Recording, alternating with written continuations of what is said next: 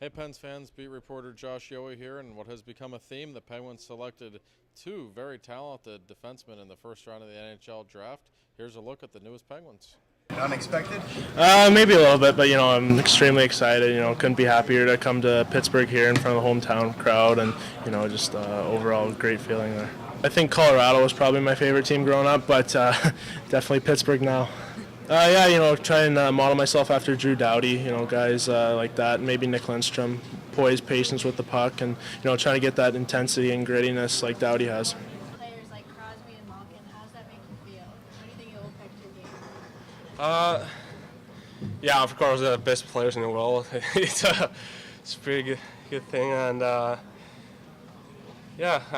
think it makes it easier if I can play with them. I'm an all-around D-man, and I consider myself more defensive, but still I can bring some offensive game there, and I believe I can play in every situation. Well, it's been rumored for quite a while that Jordan Staal might be traded, and Carolina was the likely destination. And indeed, in somewhat shocking fashion, tonight at Consol Energy Center, the trade happened. Jordan Staal is now going to play with his brother Eric in Raleigh.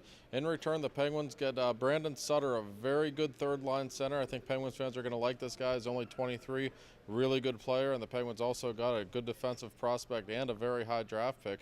Here's some of what Ray Shero had to say about the Jordan Staal trade.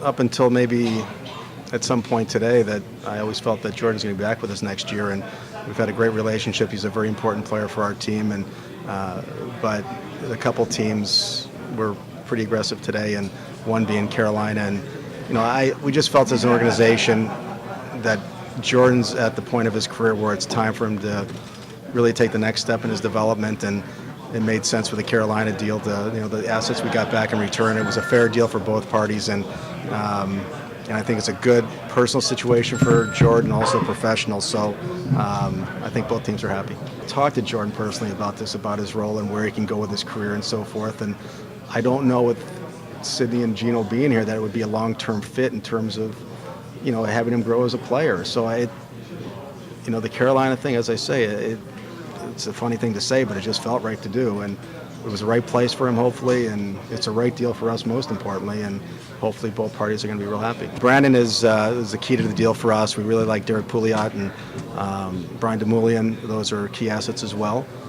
But NHL-ready Brandon Sutter is, he's a proven player in the league. He's a young player. He's signed. We love the character. We love what he brings. He's got good size. It's hard to find guys like that, and those center icemen, as we say, defensemen and center, are difficult to find. So he's a real key to the deal for us, and we look forward to having him with us for many years. Well, Rob Rossi, we had a little bit to write about this evening. A rather stunning night where the Penguins make two really big trades. We're going to get to the Jordan Staal trade in a second. It's obviously a big deal, but what does the Jordan Staal trade mean long-term or short-term even? Hashtag Parisi Watch. About $15 million in salary cap space, Josh.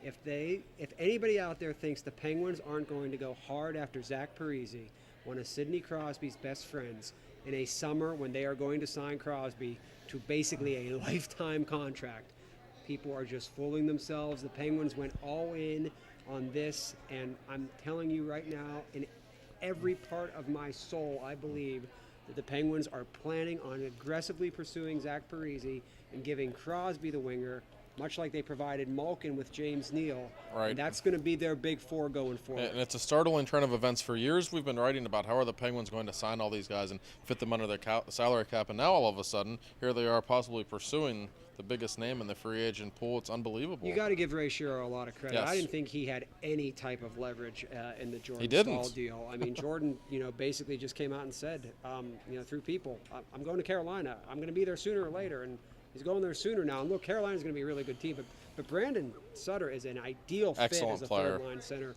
for the Pittsburgh Penguins. He's going to fill that role probably in a different way. I can't say better, because Stahl's probably the best third-line center and one of the best third-line centers in history of hockey. But one thing, Dan Bilesma was always trying to figure ways to get Stahl more ice time and get him in the top six action. You don't have to worry about that with Sutter. He's a third-liner. I think he's very comfortable with that. It's what he is. And don't think for a second the Penguins are done, by the way. The surplus of young defensemen this team has now is unmatched in the National Hockey League. Josh, I think this is another key point, too, here.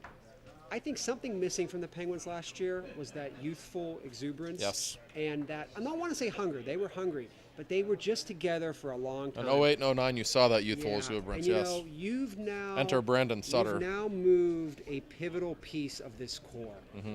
and when you do that, it gets everybody alerted. It puts everybody on notice. And here's what you know going forward: Crosby and Malkin are probably going to re-sign. They're doing Yes. this with all this in mind. And look, I'm not ruling out that they may go after even a defenseman in free agency again. So this is going to be very interesting to see how this plays out. I don't envy you.